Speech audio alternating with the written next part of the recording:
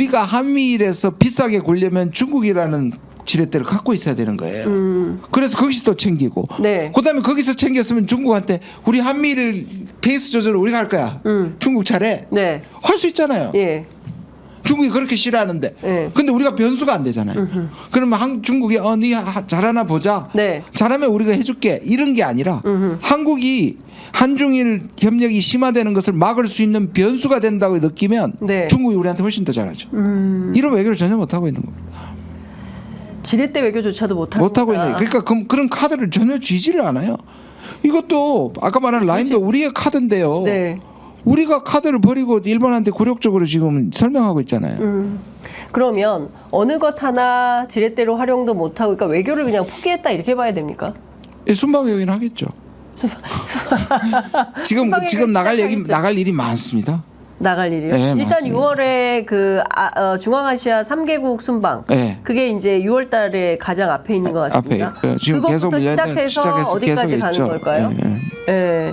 그러면 순방은 그냥 순방을 통해서 뭐 얻어내는 게 있어야 되는데 사실은 작년까지는 부산 엑스포 때문에 순방의 어떤 그 정당성이 있었어요. 왜냐하면 부산 엑스포를 유치를 해야 되니까. 근데 그건 이미 끝났습니다. 근데 앞으로 순방 외교를 통해서 윤석열 정부 혹은 윤석열 대통령이 얻어낼 수 있는 소위 얘기하는 세일즈맨 외교로 얻을 수 있는 게 뭐가 있을까요? 아니 문재인 대통령 때만 하더라도 한국을 만나기 위해서 줄을 섰단 말이에요. 네. 그게 원조든 또는 그게 기후 문제든 그런데 우리는 지금 이 정부는 한미일 외에는 어떤 아젠다를 가지고 다른 국가들을 만나고 있냐를 봤을 때 의제 선점이 없고요. 네.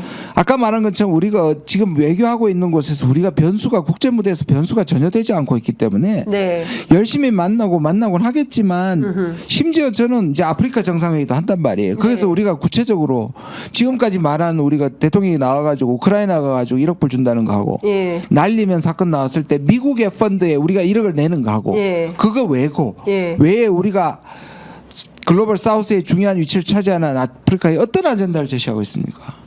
그러네요. 그럼 만나서 아젠다가 없고 변수가 안 되면 그 얘기는 왜 하는 겁니까? 왜 만나는 거예요? 그 모든 것에서 의리되는 거예요. 보여주기 위해서. 글로벌 호구. 네. 저는 그렇게밖에 안 보여요. 그런데 지금 그 의원님께서도 판단하시겠지만 이 집권한 지 2년이 된 거고요. 앞으로 이제 3년의 임기가 남아 있는 정부인데 이 정부에서 이유도 없이 의제 선점도 못 하고 의뢰 위치에서 계속 외교를 해 나간다고 했을 때 우리 국민들 혹은 우리 국가에 닥칠 암담한 미래 이런 거는 어떤 대외적인 환경이 어떤 거에 노출이 되게 되는 겁니까? 일단 지금 중국과의 관계가 나쁘니까 물론 다른 이유도 있습니다만 우리가 상대적으로 훨씬 더 지금 경제가 빨리 네. 대중 적자도 늘어나고 있고 우리가 전체 인플레이션도 지금 안 가라앉고 있는 네. 것들이 한중 관계와 관련이 있거든요. 예. 그러면 우리가 뭐 중동 문제라든지 또는 아프리카 문제나 남미 문제에서 우리가 선점하지 않으면 예. 우리가 계속 지금 경제 소득 순위가 계속 떨어지고 있죠. 예. 그러니까 우리가 보통 종합국력이라고 얘기하는 게 그 군사력과 경제력을 이렇게 네. 가장 많이 보거든요. 그거 예. 합쳐서 보는데 10위권에서 심지어 우리가 G7 바로 바깥에 있다고까지 얘기를 했는데 그렇죠. 지금 13위, 14위로 그냥 밀려났단 말이에요. 네. 통계적으로도 그렇고 예. 전체적으로 우리가 주도권을 가지고 하고 있는 아젠다를 전혀 없기 때문에 우리가 보통 얘기하는 국격, 국위, 국력 네. 이 세 가지 부분에서 계속 지금 가라앉고 있단 말이에요. 국격, 국력, 국위. 국위 계속 예. 추락하고 있다. 그럼요. 아니 교포들을 만나도 지난 그 문재인 정부 때는 한국 국민인 게 자랑스럽다고 얘기하는 것들이 미담들이 계속 쏟아졌잖아요. 네네. 지금은 그런 것들이 없어요. 부끄럽다는 거 아닙니까? 그러니까요. 그 얼마 전에 내신 그 문재인 전 대통령 회고록에 보면 네. 실제로 해외 정상들이 한국 대통령 만나고 싶어 했던 가장 큰 이유가 어떻게 그렇게 촛불혁명을 통해서 평화롭게 정권 이양을 했냐에 대한 그런 내용을 좀 듣고 싶어 하고 만나고 싶어 했다라고 하는데 과연 윤석열 대통령을 통해서 무슨 얘기를 그리고 이게 들으려고 할지 참. 민주화의 우리가 큰 본이고요. 또 경제개발에서 우리가 이 웅크타드에서 후진국 분류에서 선진국 분류로 간 그렇습니다. 유일한 나라 아니에요. 예, 예. 그리고 실제로 문화적인 이런 면에서도 아시아, 아프리카, 남미라고 하는 글로벌 사우스의 중심 국가들이 한국을 좋아해도 너무 좋아합니다. 그러니까요. 예. 그런 걸 지금 다 망가뜨리고 있어요. 예. 그러니까 뭐 칠레 그다음에 뭐 어디죠?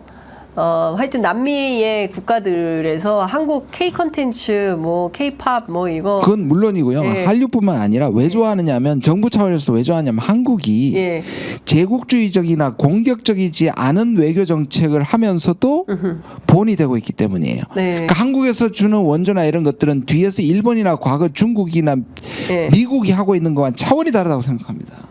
노하우도 가르쳐주고 네. 그 뒤에 숨어있는 정치적 의도로 예. 지배하려는. 네. 그러니까 제3세계 우리의 나는 우리가 주는 건 굉장히 클린만인 거예요. 클린 도움이고. 예, 예. 그리고 실제로 자기들 위치에 있어봤던 한국이 자기들을 그쪽에 갈 수 있는 가이드라인이 될 수 있다고 실제로도 그렇게 생각한단 말이에요. 우리도 잘하면 민주주의를 잘하면 우리도 민주화와 한국처럼 경제 발전을 동시에 할 수 있는 민주주의 얼마나 이게 가슴이 웅장해지는 얘기입니까? 그거 지금 다 말아먹었어요.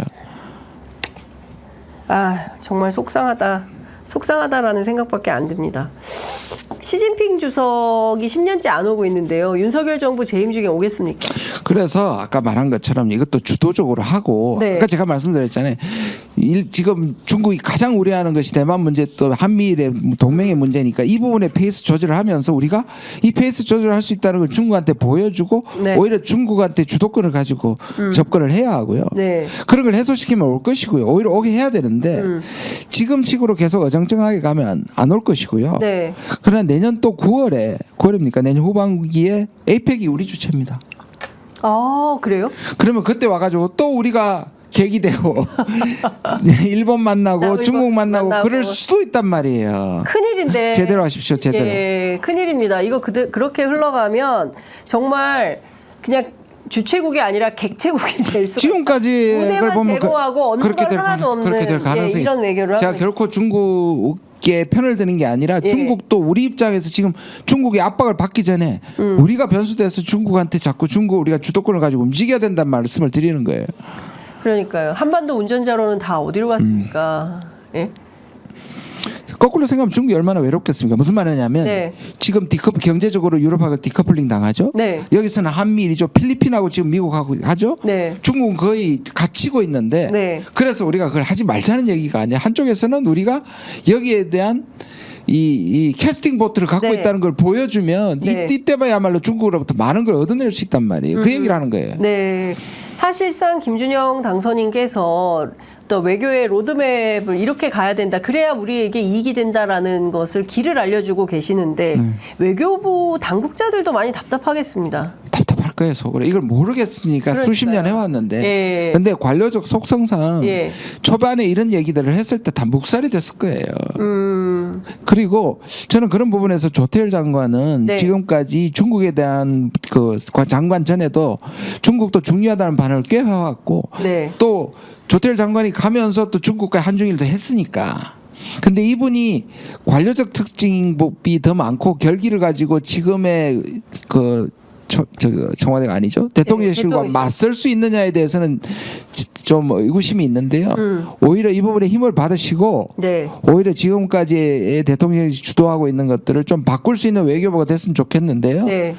예, 그랬으면 좋겠습니다. 국내 정치 현안 좀 여쭤볼게요. 어쨌든 지금 저 한중일 정상회의를 통해서 우리 정부가 얻어내거나 이익을 받거나 이럴 만한 이슈는 없어 보인다. 공동선언문이 나온다 하더라도 딱히 주목할 만한 것은 없다. 다만 중요한 것은 한일 정상회담에서 과도하게 일본 편에서 처리하는 이런 대목들에 대해서는 주의 있게 볼 필요가 있겠다. 우리가 지켜야 합니다. 여러 네, 가지를. 지켜야 된다라는 말씀 좀 주신 걸로 하고요. 내일 최혜병 특검법 재의결 있잖아요. 네. 예, 안 된다는 의견이 굉장히 많아요.